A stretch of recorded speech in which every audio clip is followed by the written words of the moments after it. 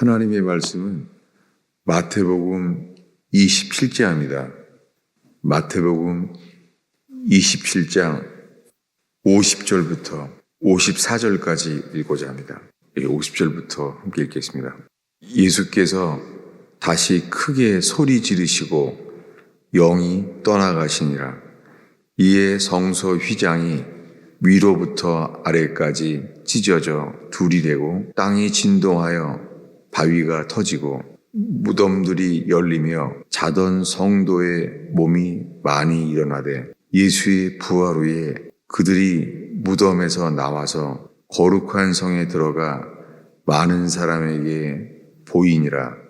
이 성경책에서 주님이 어떤 말씀을 우리에게 보게 하시는지 늘 궁금하고 살피게 돼요. 왜냐하면 부활절이 지나서 2주가 넘어가는데 부활절이 지난 다음에 계속 예수님의 죽으심에 집중하게 하시고 있어요. 저는 이것이 주님으로부터 말미암은 것을 살피게 됩니다. 제가 이게 미련과 아쉬움으로 계속 부활절 말씀을 보고 있는 건지 주님이 이끄심이 무엇인지 그러는 중이에요. 그런 마음으로 오늘 이 마태복음 27장을 보고 있습니다. 지금 읽은 말씀은 예수님이 죽기 직전에 하신 말씀입니다. 50절에 예수께서 다시 크게 소리 지르시고 영이 떠나가시니라. 한글 성경에 영원이라고 붙여놨지만 이것은 원래 영이에요. 스피릿이에요. 예수께서 크게 소리를 지르셨습니다. 그러면서 그 마지막 숨으로 영이 떠나가셨어요. 그 순간에 성소 휘장이 위로부터 아래까지 찢어졌습니다. 이것은 마태복음에만 기록되어 있죠. 성소 휘장이 위로부터 아래로 찢어져서 둘이 되었습니다. 성소 휘장이 찢어지는 순간 땅이 진동하며 바위가 터졌습니다. 땅이 진동하며 예수님이 십자가에 죽는 순간 땅이 진동하면서 바위가 터졌다는 거예요. 그래서 무덤들이 열렸습니다. 근데 성도들의 몸이 많이 일어났다고 합니다. 그 순간에 성도들의 몸이, 지금 성도들의 몸이라고 말하는 것은 예수님이 십자가에 죽기 직전이니까 이때 왜 성도들이라고 부르는 게 누군지요, 이게. 성도들의 몸이 많이 일어났다고 합니다. 근데 예수의 부활 후에 그들이 무덤에서 나와서 예수님이 십자가에 죽는 순간 그때 성도들의 몸이 많이 일어났대요. 근데 예수님의 부활 후에 그들이 무덤에서 나왔어요. 그러니까 예수님이 십자가에 죽는 순간 성도들의 몸이 많이 일어났어요. 살아난 거예요. 부활한 거죠. 그런데 53절에 예수님의 부활 후에, 이것은 십자가에 죽고 3일 뒤죠. 예수님이 십자가에 죽고 제3일에 예수님이 부활할 때 그때 그들이 무덤에서 나왔다는 거예요. 그들은 다시 일어났지만 그 전에는 나오지 못하게 했나 봐요. 그들이 무덤에서 나왔습니다. 그 전에는 나오지 못하게 했나 봐요. 예수님이 십자가에 죽는 순간 자던 성도들의 몸이 많이 일어났대요. 여기에요. 자던 성도들, 이건 죽은 자들이잖아요. 자던 성도들의 몸이 많이 일어났다고 해요. 근데 주님이 예수님이 부활하기 전까지 3일 동안 그 자던 성도들이 일어났지만 나오지는 못하게 했대요. 그들이 그 무덤에서 그 이후에 나왔습니다.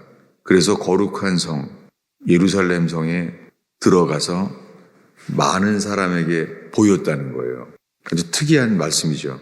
저도 이런 것을 부활절에 이렇게 계속 많은 부활에 대한 말씀 속에 집중하게 된 것은 처음이에요. 왜 주님이 이것을 집중하게 했는지 살피는 중이에요. 어제는 종일 이 말씀 앞에 있었어요. 53절에 예수의 부활 후에 그들이 무덤에서 나와서 거룩한 성에 들어가 많은 사람에게 보이니라. 자던 성도들의 몸이 많이 일어났대요. 조금이 아니에요. 언제요? 예수님이 십자가에 죽는 순간 이랬다는 거예요. 예수님이 십자가에 죽는 순간 자던 성도들이 많이 일어났다는 거예요. 제가 이걸 왜 천천히 반복하냐면, 그러면 예수님이 십자가에 죽는 순간 부활의 역사가 일어났잖아요. 지금 우리가 이 앞에 같이 서 있고 묵상하는 거예요. 그러니까 예수님이 크게 소리를 지르시고 돌아가셨잖아요. 예수님이 죽는 순간 무덤이 열렸어요. 무덤이 열리면서 거기서 많은 잠자던 성도들이 일어났다는 거예요. 그러면 이때 이미 예수님이 3일 뒤에 부활하셨는데, 예수님이 죽는 순간에 잠자던 성도들이 많이 일어났다는 말을 썼어요. 자던 성도들이 일어났다는 것은 부활했잖아요. 아니, 예수님이 3일 뒤에 부활하시는데 성도들의 몸이 많이 일어났다는 거예요. 이 순간을 보면요, 52절에 무덤들이 열리며 자던 성도의 몸이 많이 일어났다는 거예요. 이 순간에요. 그럼 그 전에 죽은 사람들이면은 몸이 다 썩었었을 거 아니에요. 이미 무덤에 있는 이 사람들, 자던 성도들의 몸이 많이 일어나대. 그리고 많이 일어났다는 거예요. 그 순간, 예수님이 돌아가신 순간, 그 순간에 이 자던 성도들이, 죽었던 성도들이 다시 일어났다는 거예요. 근데 이것에 대해서 성경은 이렇게 말합니다. 어디냐면 야고보서 1장 18절을 읽고자 합니다. 어제 말씀에 이어서 야고보서 1장 18절을 읽고자 해요. 야고보서 1장 18절을 한 목소리로 읽겠습니다. 그가 피조물 중에 우리로 한 첫 열매가 되게 하시려고 자기의 뜻을 따라 진리의 말씀으로 우리를 낳으셨느니라. 사도 야고보가 이 야고보서를 쓰고 있는데요. 사도 야고보가 이 야고보서에 말하기를, 그가 그의 피조물 중에 우리로 한 첫 열매가 되게 하시려고. 여기에 첫 열매라고 말하는 것이요, 이것이 거듭남의 역사를 말해요. 거듭남은 예수님이 부활하심으로부터 시작됐어요. 그러니까 예수님이 부활하시기 전에, 우리가 오늘 읽은 말씀이요, 이 마태복음 27장에 예수님이 죽는 순간 크게 소리를 지르시고 돌아가셨잖아요. 죽었죠. 예수님이 죽는 순간 영이 떠나갔어요. 예수님의 영이 떠나가는 순간 자던 성도들이, 죽은 성도들이, 자던 성도들이 많이 일어났다는 거예요. 그런데 3일 뒤에 예수님이 부활할 때까지는 그 무덤에서 나오지는 못하게 했다는 거예요. 이미 살아났는데 예수님이 이 무덤에서 나오지는 못하게 했다가 예수님이 부활했을 때에, 그때 거룩한 성으로 오게 했다는 거예요. 그래서 사람들이 보게 된 거예요. 지금 무엇을 말하려고 하냐면요, 오늘 읽은 야고보서 1장에 한 첫 열매가 되게 하시려고, 우리로 한 첫 열매가 되게 하시려고, 이것은요, 예수님이 지금 한 첫 열매라고 말씀하시는 이 부분은 성경에 부활에서 얻게 된 생명이에요. 이것이 거듭난 생명이에요. 성경 전체에는 이 거듭남의 생명에 대해서 집중하게 하고 있어요. 이 첫 열매라고 말하는 것은 신약 성경에 2군데만 나와 있어요. 찾아보겠습니다.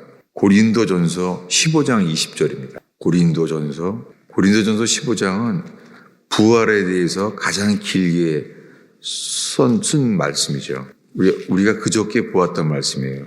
고린도전서 15장 20절입니다. 우리 20절부터 23절까지 한 목소리로 읽겠습니다.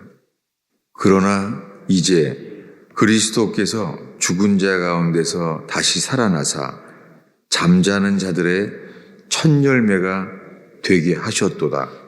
여기에 먼저 보겠습니다.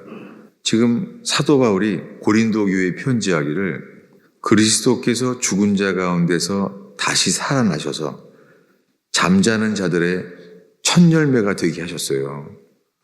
이 잠자는 자는 죽은 사람들이잖아요. 그래서 나사로가 죽었을 때 주님이 그랬죠. 장례를 치르는데 그는 잔다라고 말했다는 거예요.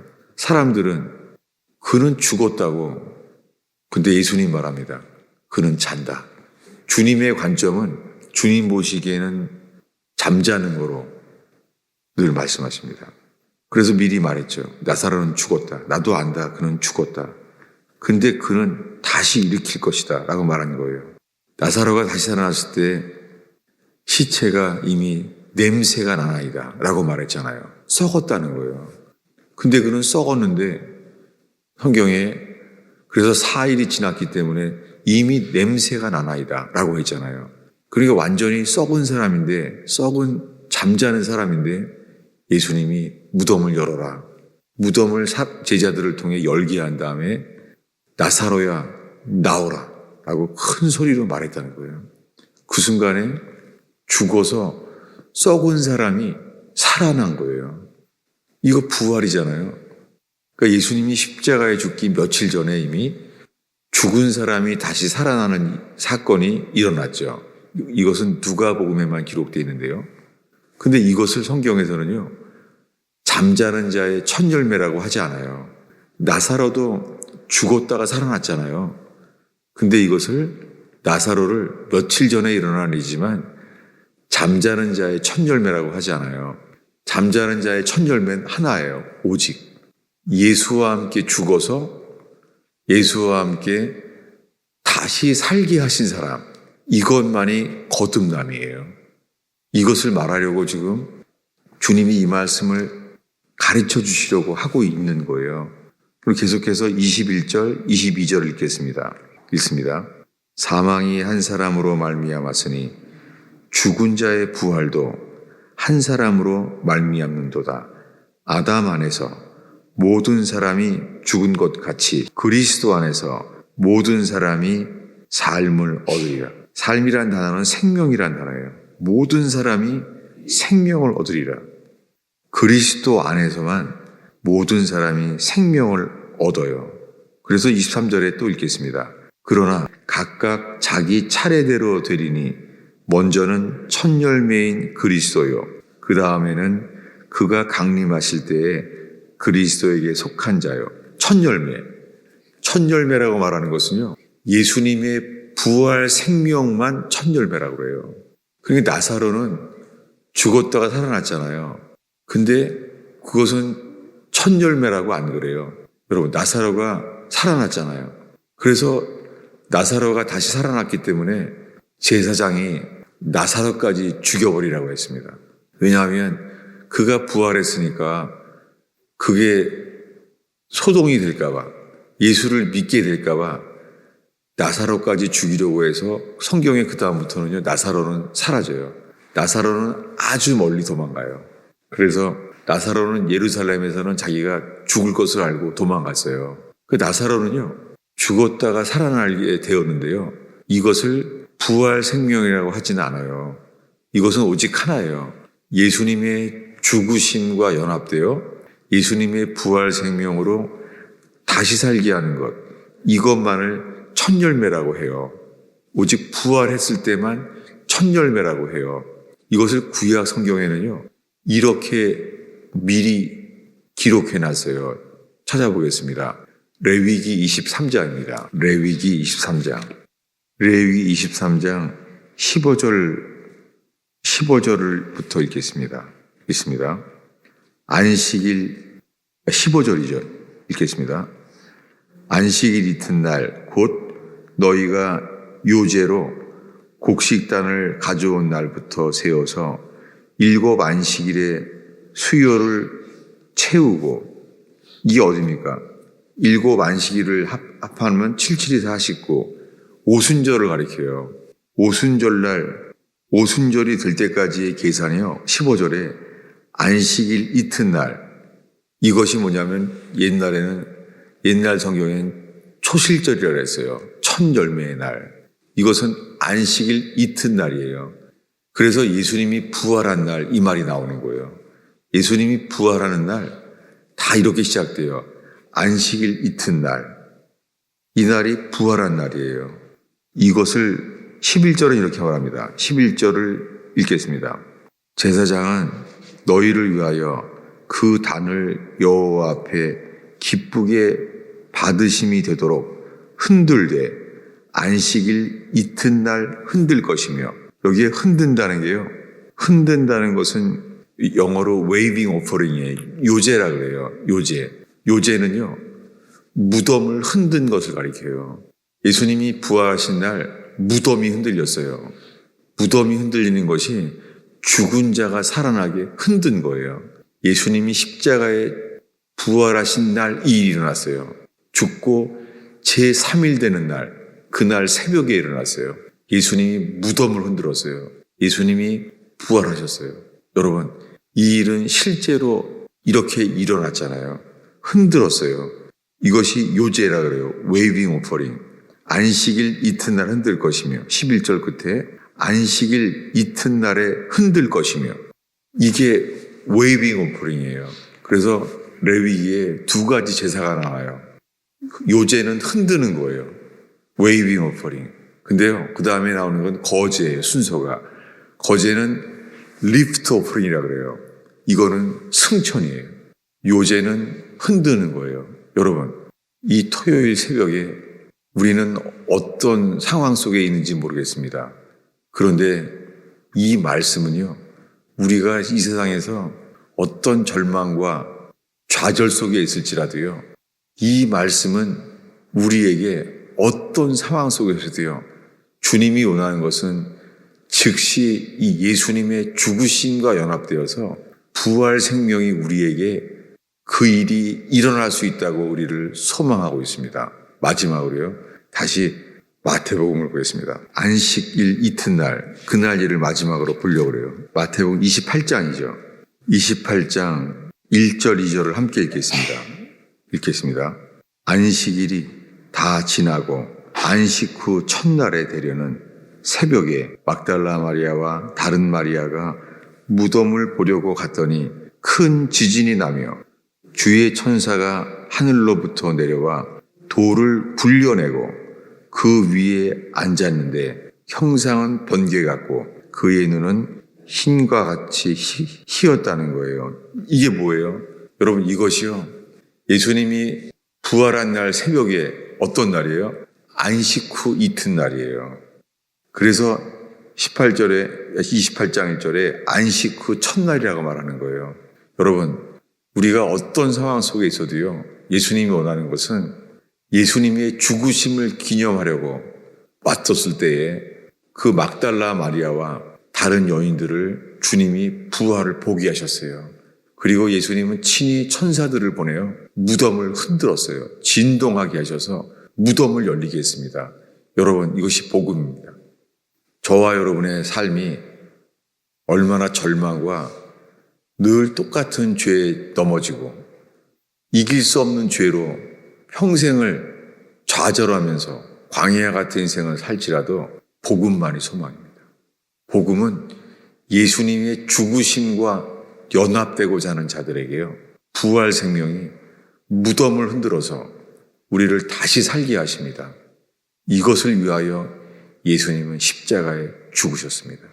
여러분, 오늘 이 토요일 새벽을 지키는 성도 여러분, 주님께서 이 복음, 안식 후 이튿날 부활 생명으로 이 사망의 몸에서 누가 나를 건져내랴, 이 좌절과 이 로마서 7장의 이 고백 앞에서 주님께서 무덤을 열어서 죄에서 해방케 되는 역사, 거듭나게 하는 역사를 주님은 우리에게 원해하십니다. 기도하겠습니다. 예수님, 이 새벽에 적은 무리가 모였습니다. 이 새벽에 나온 주의 백성들을 올려드립니다. 오 예수님, 이 새벽에 예수님과 죽으심을 기억하며 모여있는 여인들에게 무덤문을 열리며 안식 후 이튿날에 첫 열매가 되게 하시려고 부활 생명의 증인되게 하시는 주여, 오 주님, 십자가의 죽으심과 연합된 자들마다 주님 부활 생명의 첫 열매가 되게 하시는 것을 믿습니다. 주님, 우리 힘으로 아무리 노력을 해도 이길 수 없는 율법에 매인 좌절, 율법 안에 갇혀있는 좌절 속에 주님, 우리의 절망의 무덤을 흔들리고 거듭나게 하시는 주님을 찬양합니다. 오 주님, 부활의 첫 열매가 되게 하실 주님을 찬양합니다. 주님, 기도를 인도하여 주옵소서. 주여, 무덤 앞에서의 고백을 부활의 소식으로 바꾸어 주옵소서. 예수님의 이름으로 기도하였습니다.